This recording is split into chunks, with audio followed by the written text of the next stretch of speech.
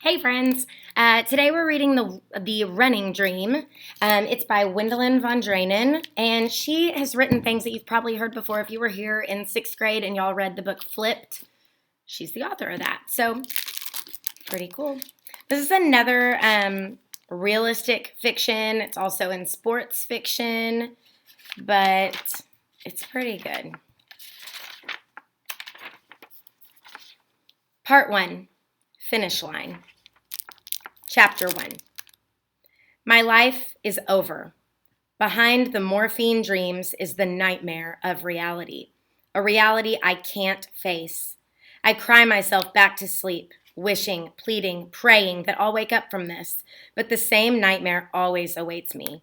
Shh, my mother whispers, it'll be okay, but her eyes are swollen and red, and I know she doesn't believe what she's saying. My father, now that's a different story. He doesn't even try to lie to me. What's the use? He knows what this means. My hopes, my dreams, my life. It's over. The only one who seems unfazed is Dr. Wells. Hello there, Jessica, he says.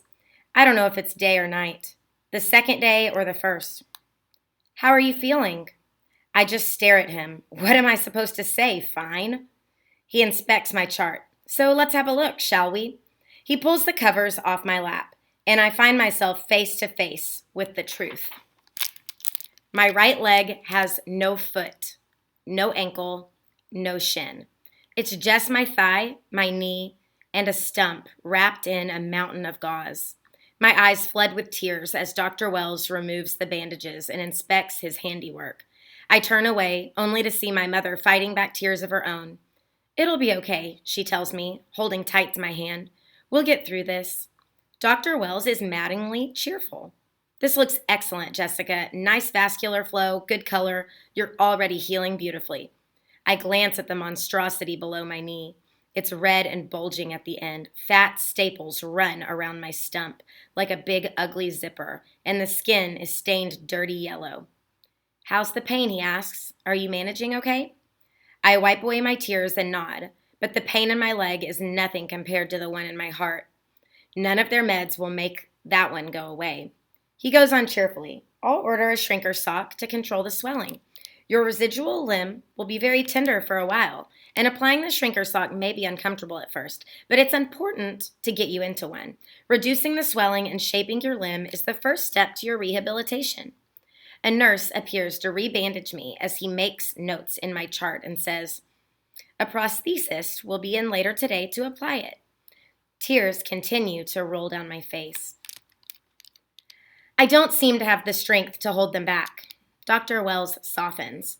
The surgery went beautifully, Jessica. He says this like he's trying to soothe away reality. And considering everything, you're actually very lucky. You're alive, and you still have your knee, which makes a huge difference in your future mobility. BK amputees have it much easier than AK amputees. BK? AK? My mom asks.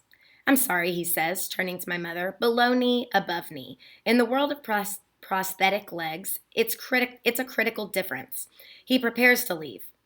There will obviously be an adjustment period, but Jessica is young and fit, and I have full confidence that she will return to a completely normal life. My mother nods, but she seems dazed, like she's wishing my father was there to help her absorb what's being said. Dr. Wells flashes a final smile at me. Focus on the positive, Jessica. We'll have you up and walking again in short order. This from the man who sawed off my leg. He whooshes from the room, leaving a dark, heavy cloud of the unspoken behind. My mother smiles and coos reassuringly, but she knows what I'm thinking. Why does it matter? I'll never run again. Chapter 2. I am a runner. That's what I do. That's who I am. Running is all I know or want or care about. I was about to race around the soccer field in third grade that swept me into a real love of running. Breathing the sweet smell of spring grass, sailing over dots of blooming clover, beating all the boys. After that, I couldn't stop. I ran everywhere, raced everyone. I loved the wind across my cheeks, through my hair. Running aired out my soul. It made me feel alive. And now, I'm stuck in this bed knowing I'll never run again.